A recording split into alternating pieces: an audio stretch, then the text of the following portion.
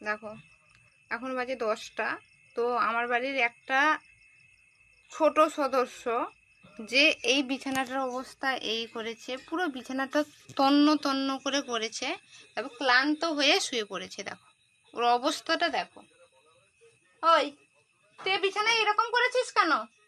আর কেউ যদি নিতে চাও ওকে, তাহলে কমেন্ট করো, ওকে আমি দিয়ে দেবো ফ্রিতে, ঠিক আছে? কেউ যদি নিতে চাও তো কমেন্ট করো।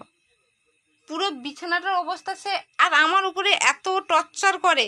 ওকে আমি বলে এখনো ভালোবাসি, অন্য কেউ হলে তোকে ঘর থেকে বাইরে বের করে দিত। তুই কি কিছু বলবি?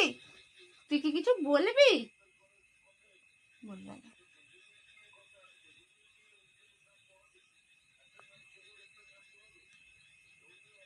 তুই যে এরকম বিছানার পুরো অবস্থাটা করছিস, সবাই ভাববে আমি জঙ্গলের মধ্যে থাকি। সবাই তো আমার বাড়িটাকে জঙ্গলে ভাবে, আর যেখানে আমি ঘুমাই সেটাকেও সবাই জঙ্গলই বলবে, শুধুমাত্র তোর জন্য। শুনছিস আমার কথা?